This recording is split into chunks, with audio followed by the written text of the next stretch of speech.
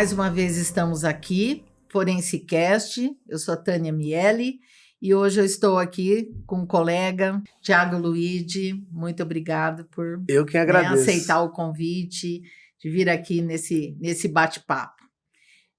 O Thiago é pesquisador, escritor, cientista, docente, consultor e perito na área de comportamento, análise comportamental.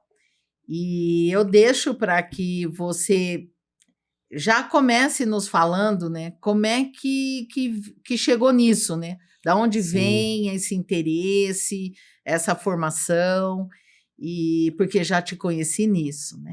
Então, se puder já começar a falar um pouquinho. Eu que agradeço, Tânia, obrigado, é uma honra. Antes de falar, foi essa semana até eu falando com uma amiga minha, e eu falei que eu ia vir para cá, e aí eu falei com ela, você sabe que foi o único lugar, né, o IPBJ, no caso, o único lugar que eu falei assim, esse lugar eu quero estar. Porque quando eu comecei a estudar, lá atrás, não tinha assim uma metodologia, um curso específico para a área que eu trabalhava, então a gente tinha que correr atrás, né, fazer cursos isolados, e eu lembro que quando, um dos primeiros que eu fiz também, curso assim nessa área forense, foi aqui, e eu gostei, eu falei, não, eu preciso estar lá. Tanto é que até insisti para você no ano passado, eu falei, me dá um espacinho ali. Mas a honra é minha, muito obrigado pelo convite.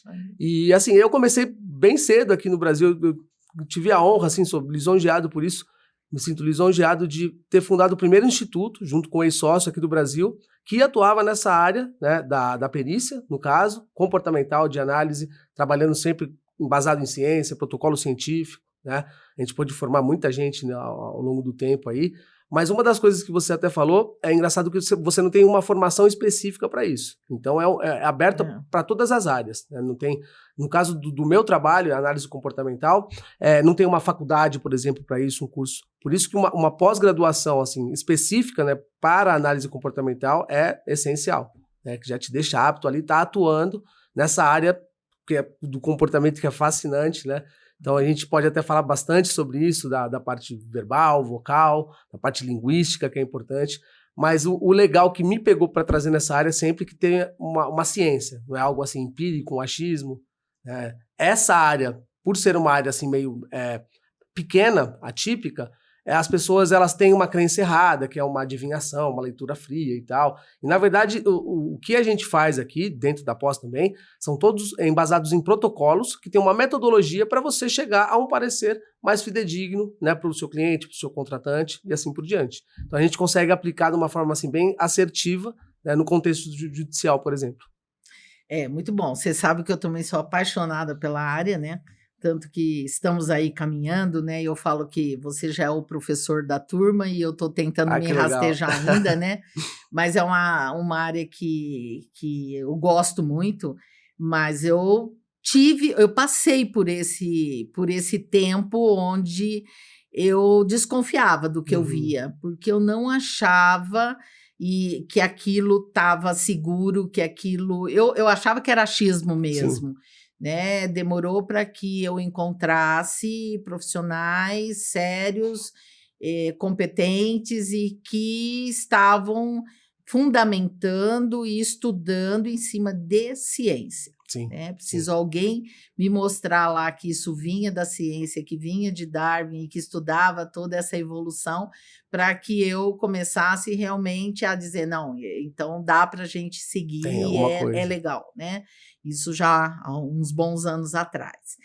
Mas, assim, a gente fala muito de comportamento, estamos falando de análise comportamental, mas a gente usa muito comportamento comunicativo, linguagem, e aí eu acho legal porque eu gosto quando você faz essa colocação. Por que falar comportamento? Por que falar comunicativo? Ou por que falar uma linguagem? Então, acho que... né? Isso tem um gancho com a tua pergunta anterior, com a tua colocação anterior, que é justamente daquele negócio do achismo. Por exemplo, a gente conhece um termo muito famoso que é linguagem corporal. Esse é um termo errado. Na verdade, a linguagem corporal ela não pode ser usada de forma alguma na nossa área, né? As pessoas elas têm essa crença que é uma adivinhação, é uma leitura fria, alguma coisa assim, por causa dessa expansão que teve da linguagem corporal. Há muitos anos atrás saiu um livro chamado O Corpo Fala. acho que a maioria das pessoas conhece, assim, é um livro que, assim, ele teve um propósito só de colocar a ciência, assim, no mapa, mas não, ele não é científico, não tem nada que embase, na verdade, o conteúdo dele pode ser totalmente descartado. E ele se baseia na tal da linguagem corporal.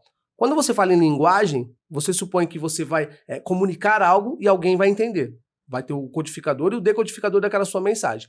Por isso que nós não utilizamos a linguagem e sim o comportamento não verbal. Porque você se comunica a todo momento. Mesmo em silêncio, não fazendo nada, quieto, numa sala, sozinho, você está comunicando alguma coisa, sentindo, interno ou internamente. Então, o termo linguagem corporal não é algo que deve ser usado. Ele, infelizmente, ele fica nessa área do entretenimento. Por isso que, como você falou, todo mundo tem essa... Hoje em dia tá bem famoso isso, o negócio de ser a pseudociência, né? Na verdade, quando a gente fala de análise de credibilidade, essa parte do não verbal, ela serve muito mais para guiar a tua entrevista, para você fazer as melhores perguntas, ver onde tem um ponto quente para você cair matando ou deixar quieto aquele assunto, mas a linguagem não verbal, ela não pode ser usada assim, majoritariamente para um tecer de um laudo ou um parecer técnico, porque isso daí se baseia só no comportamento que ele pode ser manipulado. O que nós pegamos mesmo, que é a parte dos protocolos mundiais, assim, usados na maioria das jurisprudências do mundo, são os protocolos verbais. Esse é o mais importante. Então, por isso que falar de linguagem corporal é um pouco superficial. Então, nós temos que usar o termo comunicação não verbal. Tá. Nesse mundo, né, da análise comportamental, existe o homem ou a mulher, ou alguém que identifica melhor e que consegue chegar, vamos dizer, numa análise? Boa pergunta. Pergunta polêmica, né? A gente sempre fala, mas é legal. Mesmo sendo homem, nós temos que admitir que assim, todos os estudos neuropsicofisiológicos, eles mostram que a mulher ela é muito mais evoluída, né, na comunicação não verbal do que o homem. Isso é fato. Isso, independente assim, da vivência da mulher, da crença, o estado civil ou social dela, a mulher ela tende a ser um pouco mais sensível, né, tanto para identificar quanto para responder do que o homem. Né? Não que o homem não consiga isso, mas é uma coisa que já vem assim, incrustada no nosso genoma. Então a mulher ela tem essa facilidade melhor. Se você pegar assim, as linhas históricas, né, do tempo das cavernas, onde a mulher ela tinha mais um afeto com o filho, geralmente tem estudos que apontam que se a mulher simular segurar um bebê, sempre vai segurar do lado esquerdo, que é o lado direito, o lado emotivo. Então o fator emocional para a mulher é muito mais vívido do que para o homem. Né? O homem ele consegue também adaptar isso, mas ele vem com outras coisas de fábrica, por exemplo, a localização espacial. É algo que a mulher também assim, tem, mas tem que desenvolver um pouco mais. E quando a gente fala de mentira, que é legal, porque eles sempre perguntam quem mente mais, o homem ou a mulher. Não tem, assim, ambos mentem iguais, mas por motivos diferentes. A mulher, ela mente muito mais para a harmonia do ambiente, né, e para proteger o sentimento alheio. O homem, ele mente muito mais para a autopromoção. Eu tenho, eu posso, eu sou, eu consigo, eu conheço e assim por diante. Mas quando você fala assim de identificação de fatores emocionais, né, desse feeling mesmo, a mulher ela é muito mais avançada do que o homem.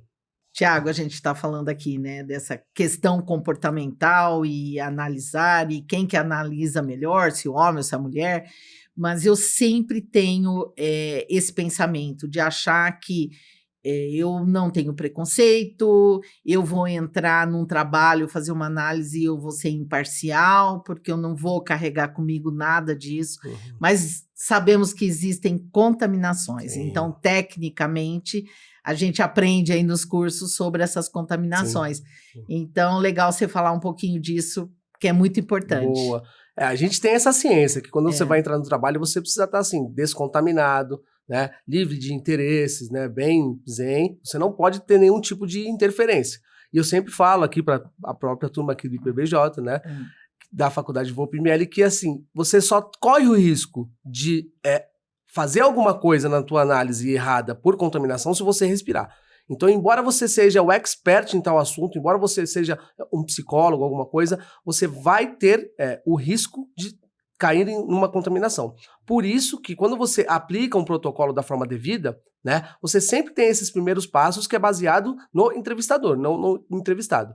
Então, a partir do momento que você pega um caso que tem por exemplo, algum vínculo emocional com ele, né? Eu já trabalhei num caso que foi extremamente difícil para mim, que envolvia uma criança, né? Quando eu estava assim com meu filho, meu segundo filho que tinha nascido, eu estava muito próximo dele. Então, quando ele tá bebezinho, você fica naquela... E tinha um caso assim também. Então, eu tive que ter 2 vezes mais de trabalho porque nós corremos o risco de cometer erros causados pelos vieses, né? Então, muitas vezes você fala assim, eu não tenho nenhum tipo de preconceito. Ok, mas nós temos a nossa vivência, a nossa bagagem.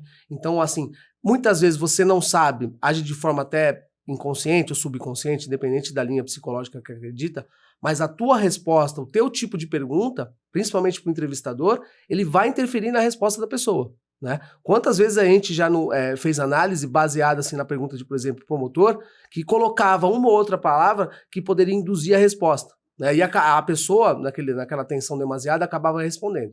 Então, ela já está contaminada ali. Então, ao mesmo tempo que você pode se contaminar, você também pode contaminar o teu entrevistado.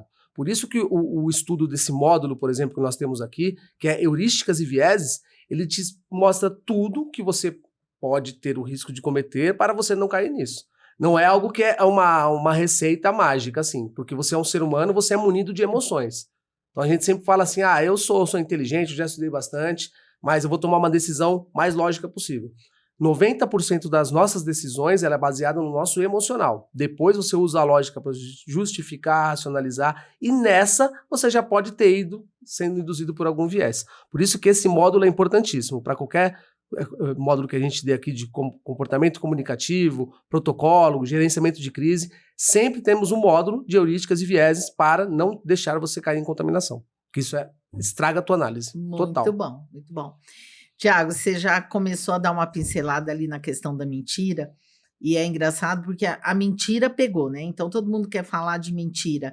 E eu vejo que você trabalha muito, você fala, na credibilidade. Olha, eu não vou ver se ele está mentindo, mas se está havendo alguma coisa que não corresponde a falar a verdade, né? Então, às vezes todo mundo acha que, não, é mentira, eu estou vendo se ele está mentindo. Não é bem assim. Perfeito. E eu acho que aí, quando a gente fala da mentira, eu acho que o que chegou para nós, nessa área que nós estamos falando hoje, eu faço uma comparação, como houve o efeito CSI na grande área das ciências forenses, eu acho que houve o efeito Light to Me, né?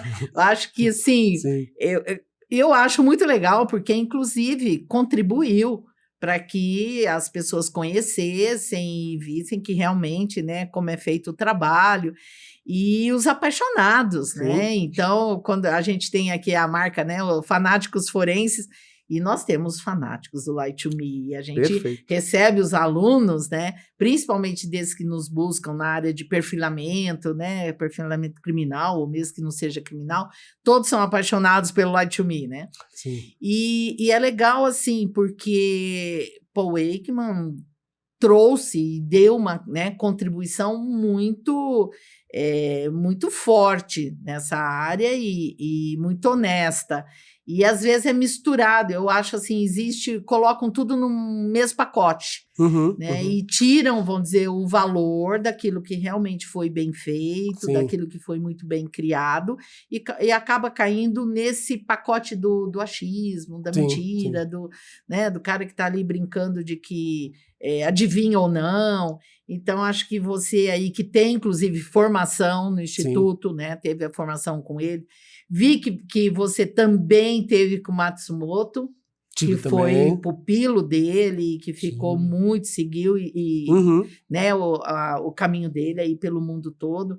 Então, acho que você pode nos falar aí e falar um pouquinho, né, de como foi esse protocolo, das emoções, de onde que elas vieram, desde lá daquelas 6 primeiras, que depois acrescentamos outra. Perfeito. Né? E até do que temos aí pela frente também, nessa questão das novas emoções. Tem mais 2 aí, quase. Isso, virando. quase já, quase né? Ainda.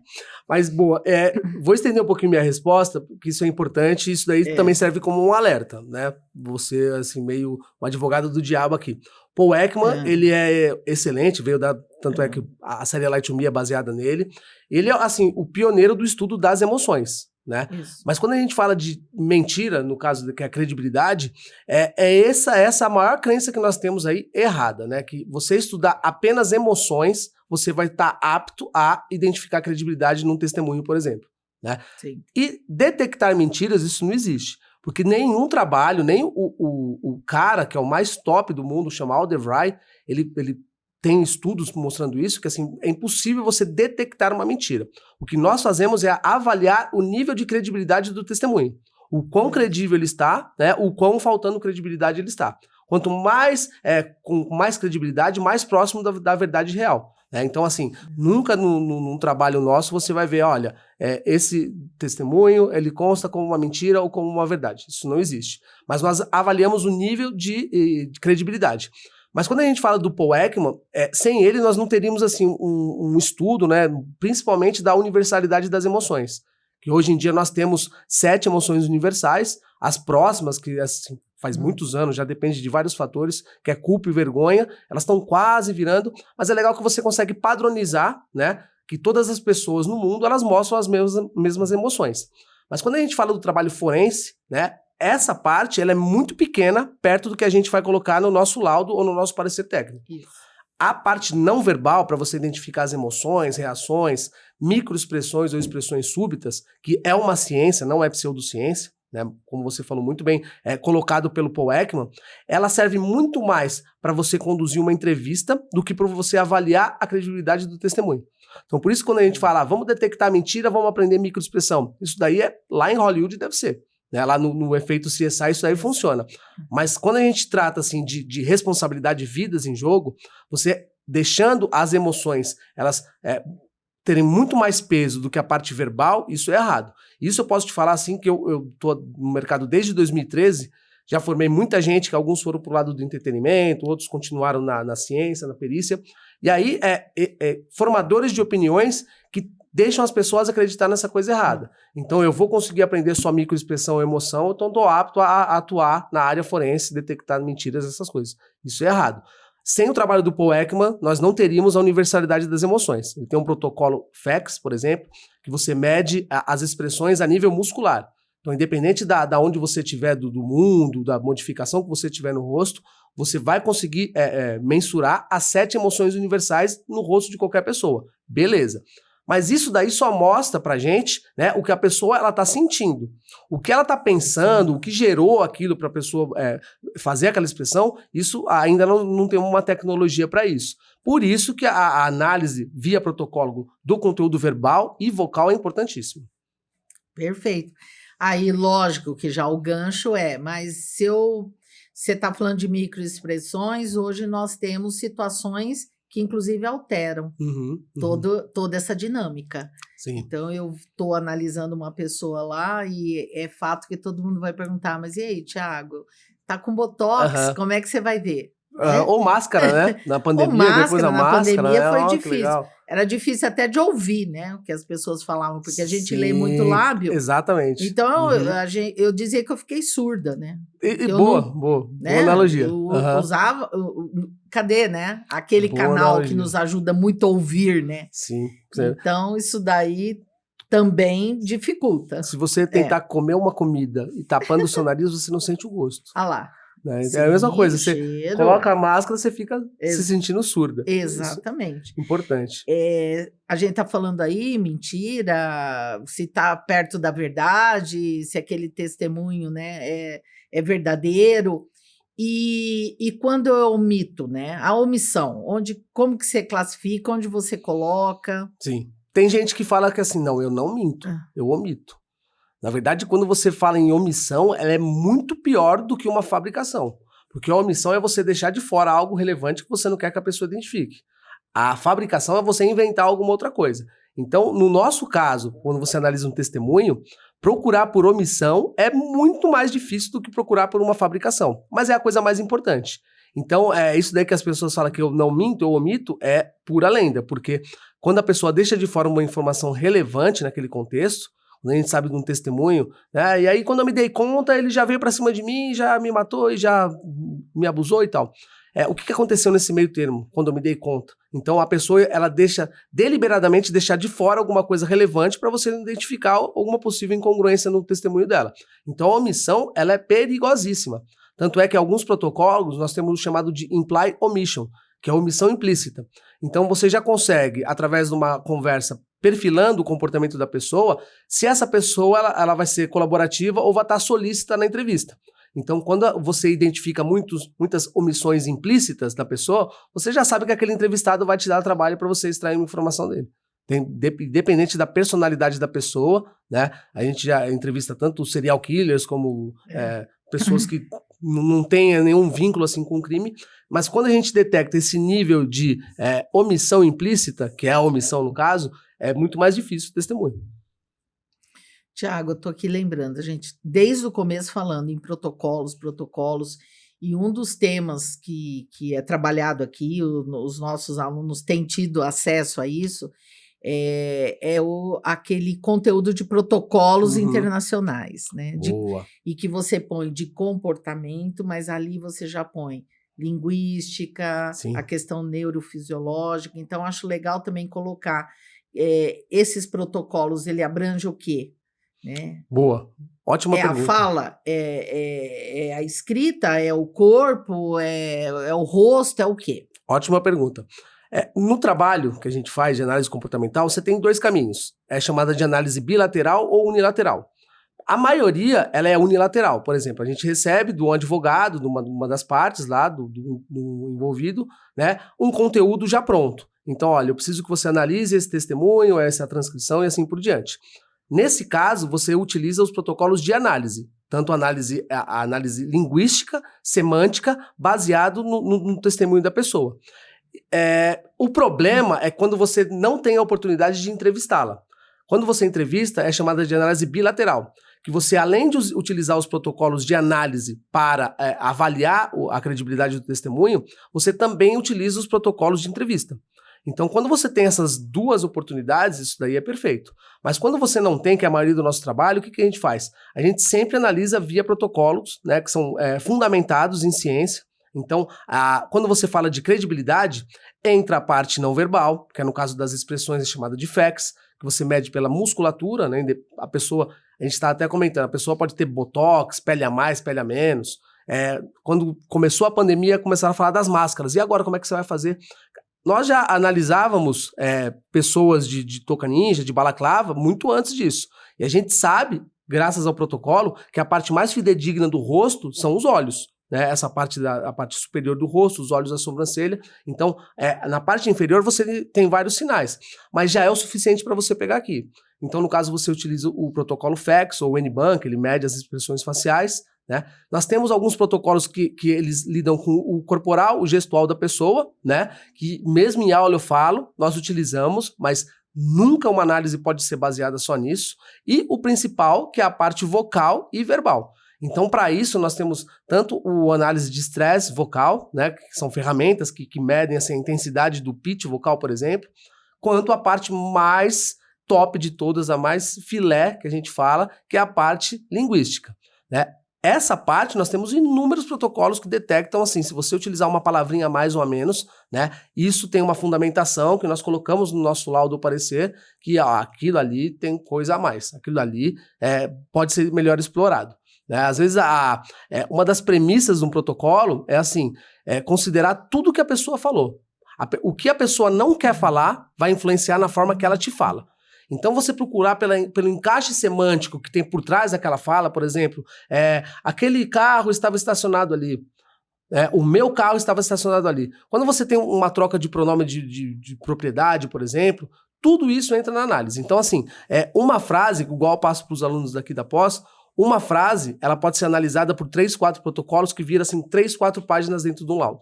E quanto mais você analisar o conteúdo verbal, né, via protocolo. Nós tivemos aqui uma experiência incrível, que no meio da aula os alunos já conseguiram aqui já utilizar esse protocolo já no meio da aula, antes de acabar, já para detectar assim, incongruências no discurso.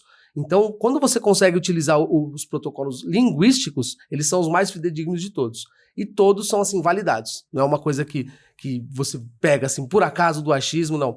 Eles passam por meta-análises. Quando você fala de meta-análise, não é você pegar um estudo que vai encaixar naquela hipótese que você formou, mas você fazer o cruzamento de milhares de amostragens, de estudos diferentes, que mostram que aquilo ali tem fundamento. Então, passou por uma meta-análise. Quando você fala de meta-análise, é a meca, assim, de qualquer estudo. Muito bom. Falando nisso agora, eu até aqui me lembrei, né, que como FSI Brasil, né, que a gente atua ou como perito judicial, ou como assistente técnico, participamos de um caso que nem era essa questão de ação, porque era inquérito policial ainda, mas fomos procurados pelo delegado na fase investigativa.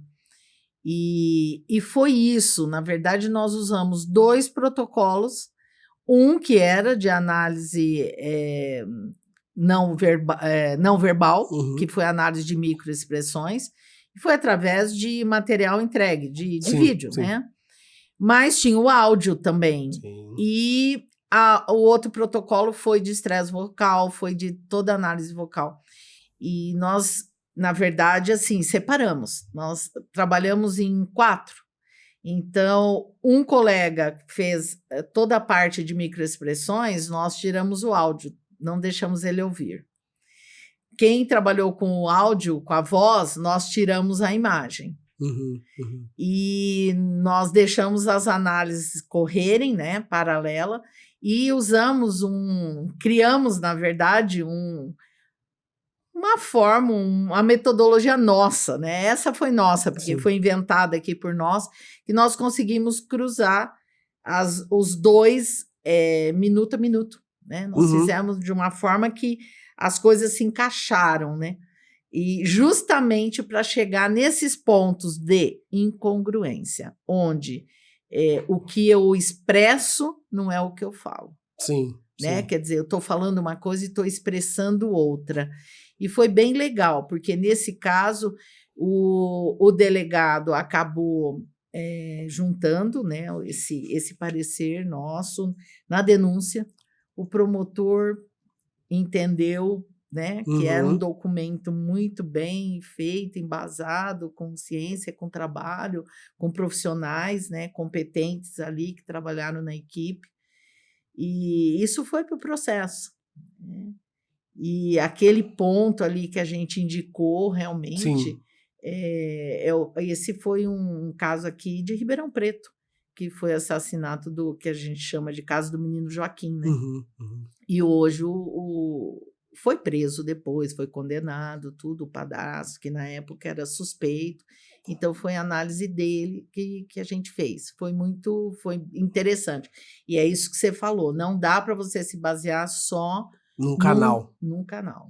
Então, você vai e isso no tempo que ainda você estava aqui, né? Vendo a pessoa, né? Filmando ela inteira, porque daqui a pouco a gente vai chegar na pandemia e pós-pandemia, nisso tudo que virou, né? Um monte de audiência online, enfim. Exato. Outro caso também que eu lembro que a gente trabalhou também 2 protocolos diferentes, foi numa parte ali da Lava Jato, que a gente também recebeu material em vídeo, que eram depoimentos, mas recebemos também o escrito, né? Então, a gente pôde também trabalhar, né, a questão da linguagem, a questão né, da escrita, da fala ali e das expressões também. Então, isso a gente já desde sempre viu o quanto é importante você buscar, né, mais de um caminho. Não dá para bater martelo em cima de um único caminho, as áreas, né? precisam conversar também, né? Isso. E aí, agora a gente está entrando já, né, num caminho onde a gente está falando dessas análises já como um valor agregado a uma prova, né? Sim. E a gente que tem os colegas de grupo ali da área criminal, o quanto isso é importante para eles. Então, acho que também aqui você pode agora discorrer para a gente um pouco disso, né? De como isso está sendo usado, os colegas, né, têm realmente buscado esse trabalho, essa ajuda, e como eu coloquei, essa questão toda do online, como é que complicou, como é que, né, está sendo feito, o que eu posso usar, que eu não consigo ver muito ali, ou um vídeo que me foi entregue não dá realmente para fazer uma análise, mas o que eu tenho que eu posso fazer uma análise complementar, que eu possa chegar a um resultado ali que seja fidedigno e que seja realmente de valor para ser usado, né? Para ser usado aí nos tribunais. Sim. Esse é um ponto importante, porque assim, quando a gente faz um trabalho desse, recebe alguma coisa, vai muito do papel do advogado para conseguir levar isso para frente. Quantos e quantos casos, né, nós já não fizemos assim, que o caso ele conseguiu ser derrubado, né, desentranhado do processo logo na primeira fase. Então depende muito do papel do advogado. Eu não sou operador do direito, mas trabalho com eles desde 2013. No ano passado nós completamos 200 casos que foram para o processo, midiáticos ou não, 200 casos, é muita coisa. Mas nem todos a gente tem um feedback. Então, o que a gente faz é justamente juntar, né, o papel do advogado juntar, né, como uma prova documental, porque assim, 90% do meu trabalho é baseado em crime sexual. Então, a maioria acontece às escuras. Então, você tem a pessoa lá que sofreu um abuso, né, e o perpetrador, o possível suspeito daquilo. Às vezes não tem testemunho, que aconteceu ali sem ninguém ver, e aonde que a justiça vai conseguir chegar num parecer melhor? No testemunho da vítima, né? E a gente sabe que nem sempre a vítima está falando a verdade. Então, a vítima ela pode estar mentindo por maldade, para tentar prejudicar a pessoa, ela pode estar sob uma falsa memória, ela pode estar sob uma influência de uma alienação parental, por exemplo. Então, esse tipo de análise via protocolo, ele consegue diferenciar se aquele discurso ele é criado, ele é induzido, ele é contaminado, ele é espontâneo, entre outras coisas. Por isso que você falou que você dividiu assim, essas partes vocais e tal. Nós fazemos isso tudo, né, de uma forma assim, já junto, as partes conversam entre elas. E eu ia até te perguntar, provavelmente tinha uma mulher e um homem na equipe. Tinha? Tinha. Um homem e 3 mulheres na equipe. Você sabe que tem protocolos que eles ditam que você, para fazer um uso melhor do protocolo, você precisa ter tanto homem quanto uma mulher. Não pode ter só homem e nem mulher. Porque as partes elas têm que conversar. A percepção da mulher é uma, a do homem é outra e assim por diante. Mas assim, vai muito do papel do advogado. Já tive casos, por exemplo, que eu sou arrolado no processo, né? Quando eu vou ser ouvido, o promotor, no caso, ele fala assim, não, por exemplo, é um caso de segredo de justiça e esse perito não está devidamente habilitado no processo para ter aquilo. Então, muitos dos casos que a gente trabalha, a gente não tem esse feedback porque ele não foi para frente por alguma tecnicalidade legal. Isso que é o ruim. Por isso que eu tenho um sócio, né, eu trabalho com o Dionísio, que também é do nosso grupo, né? E ele faz todo esse papel, né, esse trâmite para justamente conseguir passar para o cliente, né, para o contratante, né, já dar o caminho para ele para colocar de forma correta no processo. Né? Então isso é importantíssimo. E o negócio que você falou da audiência online prejudicou e muito. Porque você não tem um regramento em todos os fóruns, numa sala de audiência. Eu já trabalhei em caso que perderam a mídia, não era uma audiência virtual, perderam a mídia, o advogado gravou do celular a tela e mandou aquela gravação do celular. Quer dizer, você não aproveita nada da imagem. Você aproveita, saiu um laudo que deu até certo, graças a Deus, da parte vocal e verbal. Deu muito mais trabalho, porque como eu falei para vocês, o não verbal ele entra como complemento, mas foi possível ser feito. Então, quando você fala de audiência online, se tivesse um regramento, seria ótimo. Mas cada fórum tem um tipo de câmera, cada lugar tem um tipo de disposição. Uma das coisas que a gente pega, que inclusive que é um conteúdo que deu muito certo aqui para o pessoal da VoPML, da pós, é um critério chamado de feedback imediato. Então você está lá dando um depoimento numa audiência virtual, você pressupõe, né, e até não pode você ser induzido por outras pessoas. E através desse tipo de critério do protocolo, você consegue ver se aquela pessoa está sendo induzida uma resposta.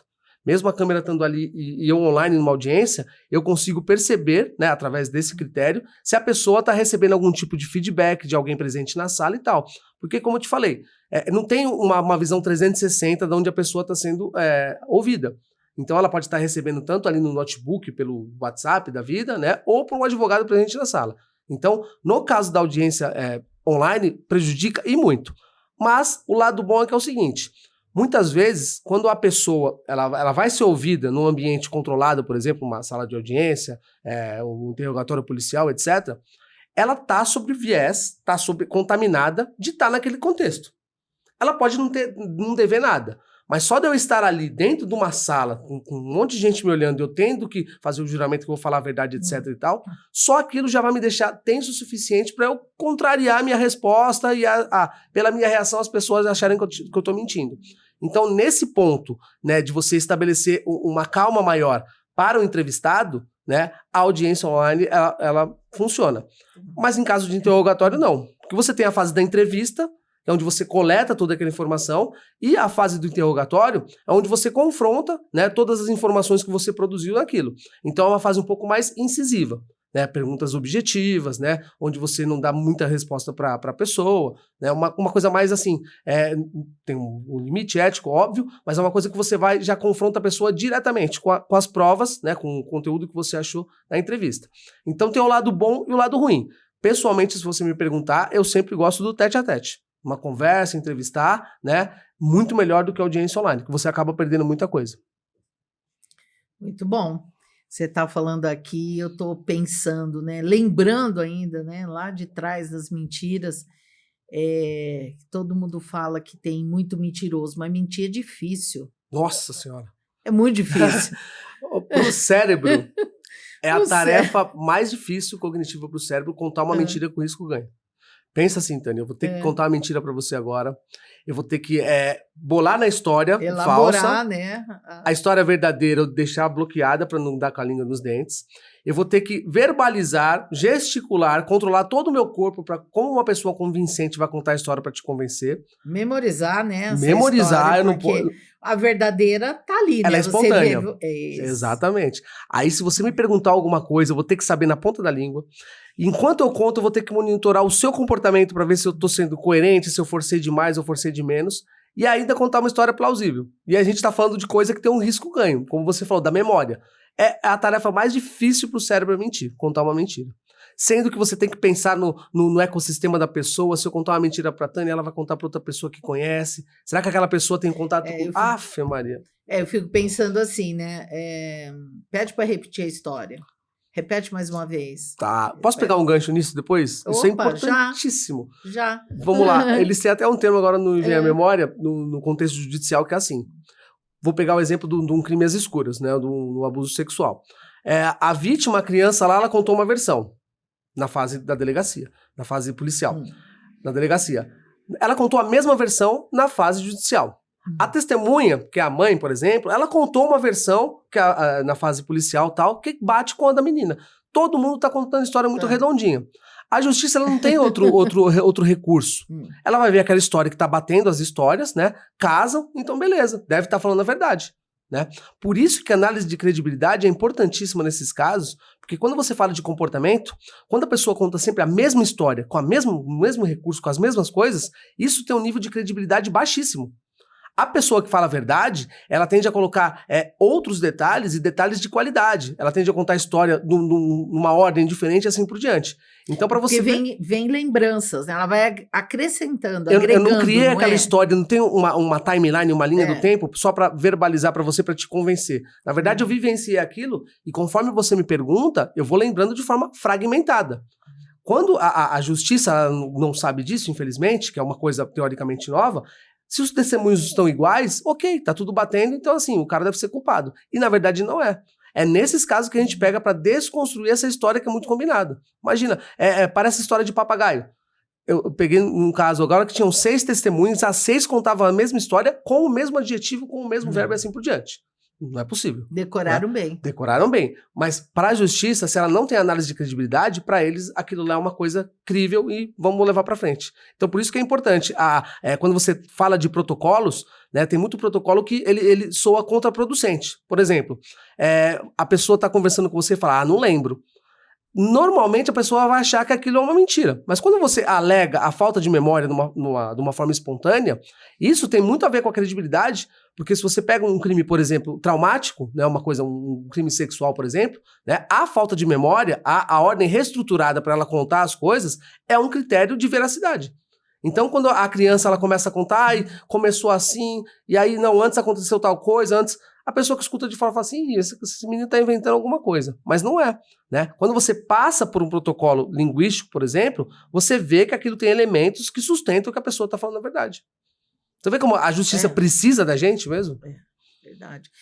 Tiago, uma situação, um caso que você tenha atendido que para você foi assim muito fácil ou muito claro de que aquilo não era verdade mesmo, que a pessoa estava tentando esconder. Tá, eu já vi você falar de alguns, mas assim, aquilo que para você é o que você sempre lembra, fala, esse estava muito claro que era mentira. Esse eu não sei se eu falei em público, agora já foi julgado, já posso falar. Mas era um caso do crime sexual também, que a vizinha estava acusando o vizinho, que era casado, né? O vizinho, inicialmente, ele estava negando, ele chegou pro advogado e falou assim, não, ela está me acusando e eu não tenho nada com essa mulher, não tenho nada. Para você ter uma ideia, se a gente não percebesse as incongruências no acusado, o advogado dele ia montar um caso baseado na mentira dele. Porque ele falou que não tinha nada com a mulher, mas ele tinha um caso, era consensual. Quando ele acabou com esse caso extraconjugal que ele estava tendo, a mulher insatisfeita falou, agora eu vou acusar esse cara de ter abusado de mim. Só que assim, a versão que ela contava, né, era sem pé nem cabeça. Era uma coisa que assim, eu lembro que eu assistia os vídeos e eu falava, não, peraí, como é que eu vou começar a analisar um negócio desse, que ela conta uma história e ela tá em 3 lugares ao mesmo tempo, ela conta que o acusado fez uma coisa primeiro, depois outra, então assim, tem casos que pra gente grita, mas isso que é importante na nossa área, independente que qualquer leigo, qualquer pessoa assista e saiba que ela está mentindo, não adianta nada você entregar um trabalho pro juiz e falar assim, olha, eu acho que ela tá mentindo, hein? Você não acha também, juiz? Eu acho. Não, pronto. então você tem que assim, ela está com a credibilidade baixa por objeções, as contradições diretas no discurso, né? A parte não verbal dela não está congruente com aquilo. Então você, mesmo estando explícito que a pessoa está contando a mentira, você tem que fundamentar todos os seus achados. E eu acho muito legal, assim, toda vez que eu sou chamado para ser ouvido e que o meu laudo é contestado, que o meu parecer é contestado, porque a gente fica tão tranquilo quando você coloca no papel, são coisas fundamentadas, que não é o perito que faz isso. São 100 anos de estudo, 50 anos só da parte verbal e não verbal, que consegue, assim, te dar força para você colocar no papel algo que você defenda. Então, cada vírgula que eu coloco no parecer, no documento meu, você tem força para sustentar, através da ciência. Por isso que eu sou bem redundante falando de ciência, porque é uma coisa que você tem uma ressalva maior. Você não tirou das vozes da sua cabeça, né, das fontes da internet, nada disso. Né? São anos e anos de estudos fundamentados, meta-análise assim por diante, que te permitem, né, ter essa confiança toda para chegar e falar assim, ó, o nível de credibilidade está alto ou baixo. Esse foi um dos casos, assim. Aí a mulher, nós até falamos para a cliente, olha, tá muito explícito, não leva isso para frente. A cliente foi lá com um gravador e ela gravou, né, com a ordem do juiz, gravou, fala a verdade, vai, o meu marido, assim, ele não abusou de você, né? E ela foi lá e acabou admitindo. Depois que nós fizemos todo o laudo, assim, estava explícito. Mas não adianta nada você falar, você tem que fundamentar os seus achados. Por isso que o módulo que a gente passa aqui de protocolos internacionais, ele serve para isso. Então, todas as pessoas que fazem a pós aqui, por exemplo, elas vão atuar independente da área de atuação, sendo advogado, psicóloga, trabalhar com RH.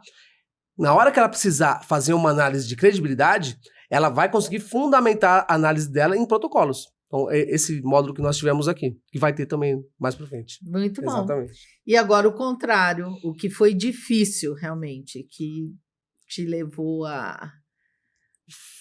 Demandou ali muita análise para você perceber, porque estava muito bem feito, vamos dizer. Esse caso, eu passei já alguns trechos assim, borrado, né? E os alunos, eu passei, o que vocês acham do caso? Os alunos daqui também tiveram a mesma dificuldade. Eu não sou psicólogo ou psiquiatra, né? Para mim, quando eu pego algum entrevistado que eu sei que ele tem, que eu percebo, né, que ele possa ter algum tipo de transtorno, tá, algum tipo de surto, né, isso não é da minha responsabilidade. Então, tem que ter a pessoa competente para isso. Mas, quando a gente tem que entrevistar pessoas assim, você já muda a abordagem da entrevista. Mas tinha uma menina, por exemplo, que ela conseguiu enganar e fazer todos chorar, inclusive a psicóloga que estava ouvindo na escuta especial dela. Ela conseguiu fazer todos chorarem, todos. E ela contava o caso, né, do pai que abusou muito tempo dela. Esse caso ficou famoso na mídia uns anos atrás. E ela contava o caso, só que o discurso não era dela. E depois nós fomos ver que uma coisa assim, você vai indo num negócio tão focado, tão procurando tanto pelo em ovo, assim, difícil, né? Mas quando você vai ver, a menina, ela baseou o discurso dela num depoimento online. Então era mais um conto erótico do que um testemunho de abuso sexual. Naquele caso, por a mulher ser tão convincente, por isso que eu falo, eu não sou psiquiatra, mas assim, aquela menina tem um tipo de transtorno, assim, que ela uma Suzane Richthofen da vida. Ela conta a história de um jeito, assim, totalmente frio e consegue te contaminar na história. A psicóloga chorava e você escuta, você fica comovido com aquilo. Mas é praticamente, assim, um conto, né, do que um relato terceirizado do que um conto dela. Esse caso, assim, pra gente, nossa, porque convence.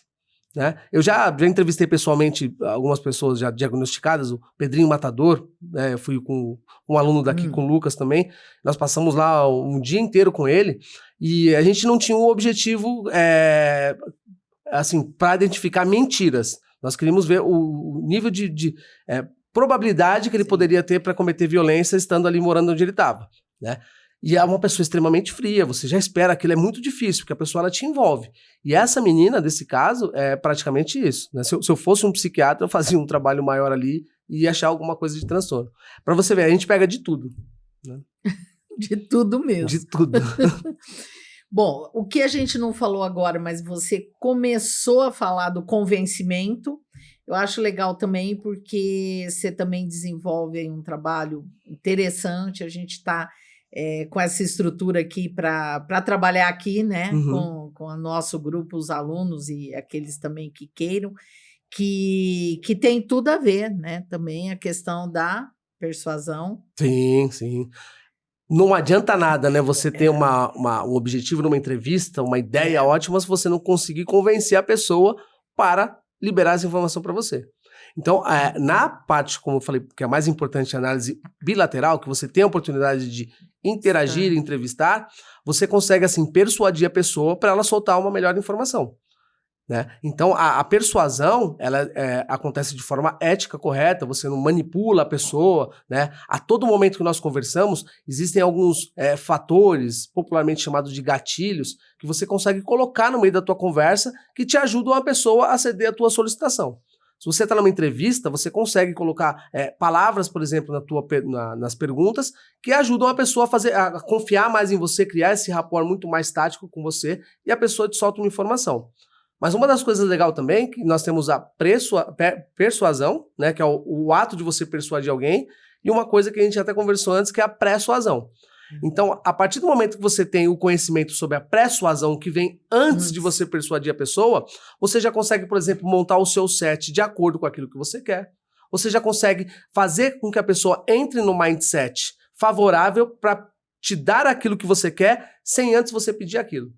Então, por exemplo, se você pega um caso, né, que envolve uma alienação parental, por exemplo, e você consegue montar o teu set com alguma coisa que leva ou ao maternal ou ao paternal e deixa uma fotinho de fundo, uma oração, alguma coisa assim. Se você está entrevistando alguém que o fator religião para ela é muito importante, né, isso já aconteceu com a gente, por exemplo, de uma senhora que ela estava acobertando, né, o envolvimento do neto dela com o tráfico de drogas.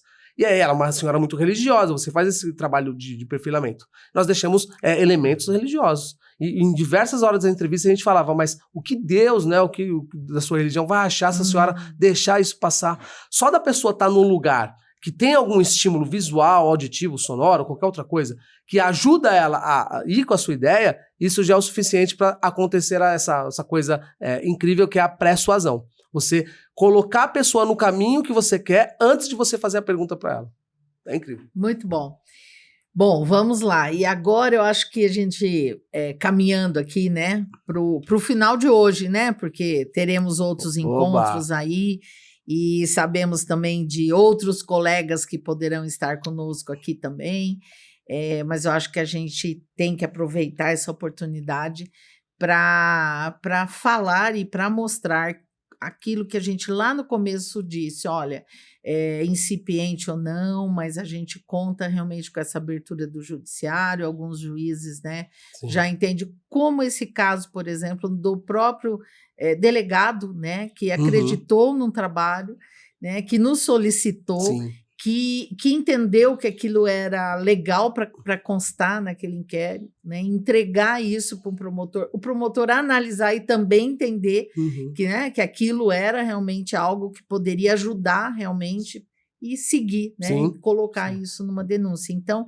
eu acho que é isso que a gente realmente está aqui conversando e falando, o quanto que tecnicamente pode haver essa contribuição, né, dentro do judiciário. Que, na verdade, quando você está ali também nomeado, né, pelo juiz, você está ali como um perito judicial, você também está tecnicamente levando para ele subsídios para que ele consiga, vamos dizer, no seu julgamento, né, se embasar também naquilo que não é da área dele, lógico, né, nenhum juiz é obrigado a conhecer diferentes áreas. Então, é alguma coisa da área farmacêutica, alguma coisa da biologia, né? Enfim. Então, vamos trazer pessoas que conheçam e que possam trazer tecnicamente informações. E isso nós estamos falando aqui também. E aí, a gente, com contato com os colegas, né, sabemos do júri, né, que aconteceu lá no Paraná, onde temos 2 colegas do grupo, você citou, né, o Dionísio, a Andrelise também, né, que está no grupo. E a Karina. Karina. Goiatá. A Karina também. Isso. Foram os 4 cérebros lá. Então, na verdade, são colegas nossos, né, e que ali estavam como bancada de advogados, e você ali, né, como perito consultor aí da área comportamental, tudo para justamente acompanhar aquele júri e trabalhar essas questões de credibilidade, veracidade e onde que aquele comportamento estava, vamos dizer, ajudando a mostrar um caminho para vocês, né? Perfeito, foi incrível. Como você falou, você também passou por isso. Nós temos uma dificuldade de colocar o nosso trabalho, né, no radar, seja por preconceito, porque as pessoas acham, né, que não é baseado em ciência, que é alguma coisa de achismo, seja assim por o que é normal, a outra parte tentar derrubar, por exemplo, vários dos nossos trabalhos são desentranhados dos autos por tecnicalidades jurídicas, por isso que o papel do advogado é importante, do advogado no caso é importante. E teve um caso também que eu vou pegar que você falou que assim, o perito ele tá lá porque as outras pessoas elas não têm esse conhecimento específico. Você acredita que teve um dos casos que o juiz conversando com a gente, ele falou assim, isso antes da audiência, ele falou assim, olha, eu não vou permitir, né, ele conseguiu embasar a decisão dele, não vou permitir que seja colocado um lado de credibilidade, porque o papel de saber a verdade é meu. A gente ficou assim, uau, então a gente está sujeito a tudo. Mas esse negócio do júri que aconteceu, ele permitiu para nós mostrarmos em tempo real como a ciência comportamental funciona. Durante todos esses anos que eu tenho de trabalho, né, o que eu faço é sempre entregar uma prova documental para que o advogado ou interessado junte no processo, né, para que tenha um peso, né, de acordo com o depoimento das testemunhas, dos envolvidos, etc.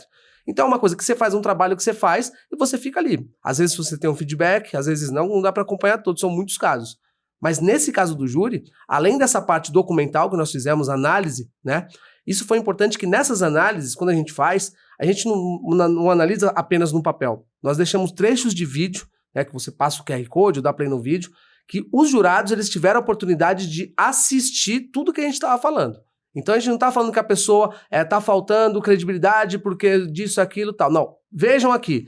Aí todo mundo tinha um papel na mão, ó, você vai ler, tal, olha o que essa pessoa fala. E aí tem as contradições, as incongruências e assim por diante. Mas o papel do analista comportamental no tribunal do júri é importante por quê? Porque depende dos 7 jurados. Independente do argumento do promotor, na hora do debate, das alegações, da defesa, etc., os 7 jurados que vão ditar ali. Então, quando você passa o dia todo lá olhando para 7 pessoas e você acompanha, assim, por exemplo, a parte da acusação vai lá e fala uma coisinha ou outra, o jurado número tal, ele reagiu de uma forma, o jurado tal gostou, o outro não gostou, o outro repudiou e assim por diante. Como eu estava na defesa nesse caso, eu já fazia todo um papel, o número de todos eles, e falava assim, olha, Andrelise, esse jurado precisa disso. Aquele jurado não pode isso. Dionísio, Karina, tal. Então foi em tempo real.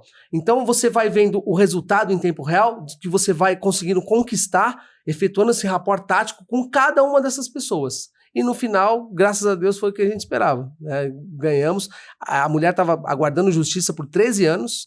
Ela tinha um estigma na cidade de ser assassina de criança, porque, se eu puder contar o caso rapidinho aqui. Pode, se puder e não tiver impedimento. Não tem, já está em trânsito julgado, já está público. Lógico, então, todo mundo gosta, porque boa. Até porque você grava, você lembra depois da história, isso muito ajuda, legal. né? Não, trabalhar, esse caso foi diferente. 13 anos atrás, um homem casado se envolveu com uma mulher, né? E aí eles se separaram. Essa mulher, um ano depois, ela estava grávida. Não era desse cara, porque não podia ser, tá?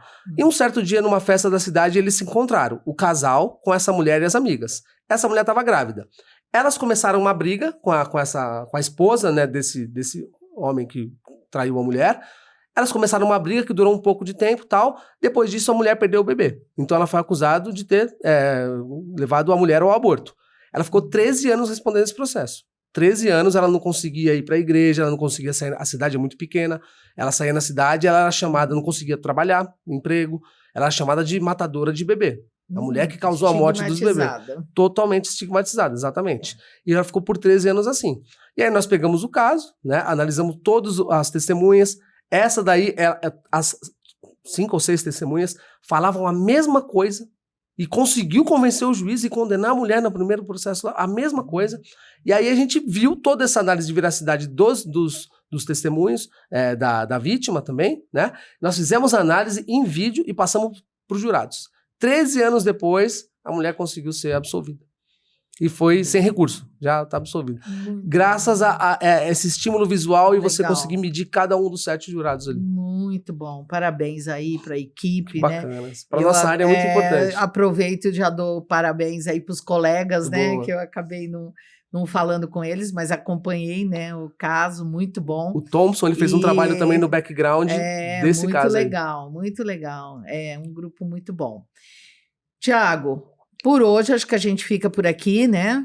E certos de que teremos, né, outros encontros, vamos trazer outros colegas também, mas te agradeço muito. Com certeza. Né, ajudar nesse bate-papo, mostrar e reforçar, na verdade, aquilo que a tua vinda para cá também contribuiu muito com a gente.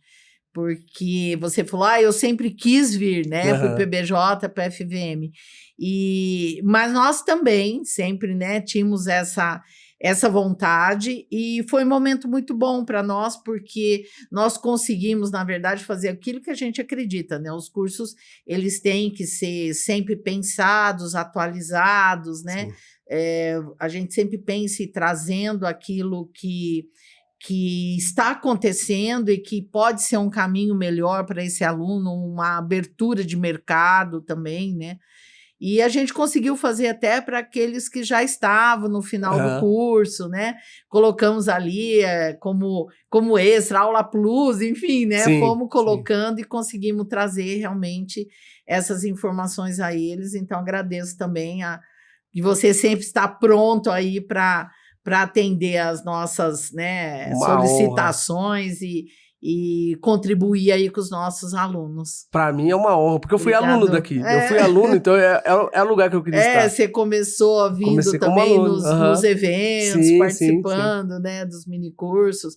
E agradecer a você, agradecer quem está aqui, né? Incentivar a ouvir, né, o podcast completo e ficar atento, porque a gente tem projetos aí interessantes e com certeza, né, acompanha aí, porque já nós vamos colocar aí novidades para eles. Essa pós é incrível, a gente pega pessoas de todas as áreas aqui e todas as áreas têm a aplicação da comunicação não verbal, do perfilamento comportamental, assim, e o que a gente foca, que é o nosso diferencial, é justamente a parte da aplicação prática. Tem a teoria, óbvio, mas a aplicação prática. Mas como é que isso pode ajudar ativamente no seu dia a dia? O único perigo é que a gente não consegue desligar, Não dá, né, mudar não o tem uma chip. chavinha. E aí, né, Não a tem, gente corre o não risco tem. do colega. Eu tive um caso assim, do colega ficar meio assustado, sabe? Sim. E achar que tinha alguma coisa do além. Eu falei, não tem Sim. nada do além, Eu não. conheço essa novela, conheço essa novela. Então, eu falei, não tem nada do além. Aham. É só que a gente vai começando a ficar mais, né, Mais aguçado. aguçando, né? Vai Uhum. aguçando mais. E por mais que a gente não queira, a gente faz Sim. essa análise, né? Então, acaba que a É gente... inevitável. Essa observação, eu falo que a gente vai aprimorando a observação. Acho que é Sim, bem isso, sim. né? E essa observação vai nos trazendo subsídios ali para a gente acabar analisando sem querer, né? Mas acaba. Sem querer, a Mas gente está acaba. analisando. Não tem jeito. Obrigado, Eu que Thiago. agradeço, Obrigado Tânia. mesmo. Obrigado, Obrigado FMV. vocês aí também que estão FMV. aqui acompanhando o nosso ForenseCast.